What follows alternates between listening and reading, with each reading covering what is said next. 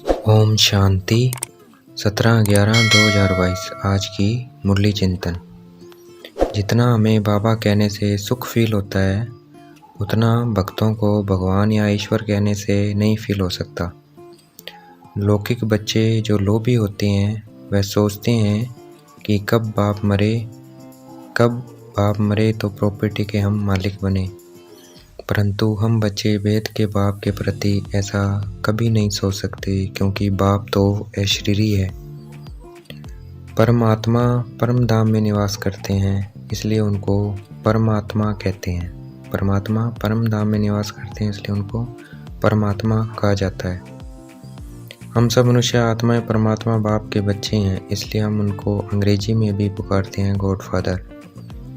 Brotherhood अर्थात भाईचारा कहते हैं, क्योंकि हम सब आत्माएं आपस में भाई भाई एक परमपिता परमात्मा की संतान है।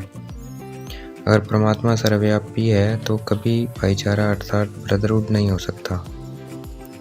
अभी हम परमात्मा बाप के सम्मुख बैठे हैं और पढ़ रहे हैं। परमात्मा बाप को पहचानते ही उनको बाबा कहते ही हम वर्षे के अधिकारी हो जाते हैं। बाबा की श्रीमत है, हमें सबको बाप का परिचय देना है और सृष्टि चक्र का राज भी समझाना है। बताना है बाप से स्वर्ग का वर्षा मिलता है। हम स्वर्गवासी से नरकवासी बनते हैं, टोटल 84 जन्म लेते हैं। हम स्वर्गवासी से नरकवासी बनते हैं और टोटल 84 जन्म लेते हैं। परम पिता परमात्मा से स्वर्ग का वर्षा मिलता है। प्रूफ है ये लक्ष्मी नारायण का चित्र, ये लक्ष्मी नारायण के चित्र। और कहते भी हैं क्राइस्ट से 3000 वर्ष पहले भारत स्वर्ग था। लक्ष्मी नारायण को स्वर्ग का वर्षा मिला हुआ था, फिर कहाँ गया ये सृष्टि चक्र समझने से समझ में आ जाता है। सतयुग त्रेता में कोई भी धर्म स्थापन करने नहीं आता है। द्वापर में धर्म स्थापन करने आते हैं। भारतवासी विश्व के मालिक थे, उनको यह राज्य परमात्मा बाप ने दिया था। सतयुग में हमें ये याद नहीं रहता है, ये राज्य हमें परमात्मा ने दिया था, परमात्मा बाप ने दिया था। सतयुग त्रेता अगर लाखों वर्ष के होते तो जनसंख्या कितनी हो जाती, क्योंकि अभी 100 सालों में ही दुनिया की इतनी जनसंख्या हो गई है, तो ये नहीं हो सकता। सतयुग त्रेता सिर्फ 1250 वर्ष के हैं, लाखों वर्ष के नहीं हैं। हमें 3-4 बजे उठना है और शिव बाबा को याद करना है। हनुमान का शिव का जप करने से कोई फ़ायदा नहीं होता है, ना ही उनसे जीवन मुक्ति मिलती है। शिव बाबा को मन ही मन याद करने से फ़ायदा होता है और जीवन मुक्ति भी मिलती है।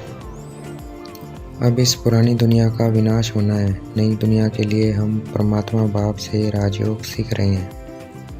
हमें परमात्मा से इस समय सुख का वर्षा मिलता है, इसलिए उनको भक्ति मार्ग में याद करते हैं। सबसे पहले मंदिर बाप का बनता है, फिर वर्षा लेने वालों के बनते हैं। पहले ये समझाना है आपके 2 बाप है।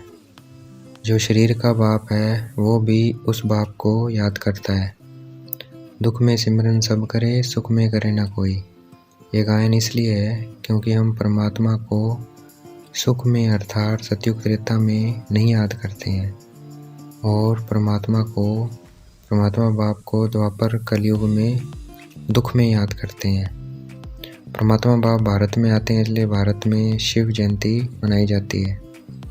आज की मुरली का वरदान, कंपेनियन के साथ द्वारा सदा मनोरंजन का अनुभव करने वाले कंबाइंड रूपधारी भाव।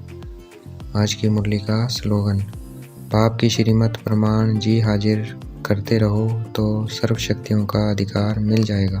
बाप की श्रीमत प्रमाण जी हाजिर करते रहो तो सर्व शक्तियों का अधिकार मिल जाएगा। अच्छा, ओम शांति। शुक्रिया मोटे बाबा, शुक्रिया।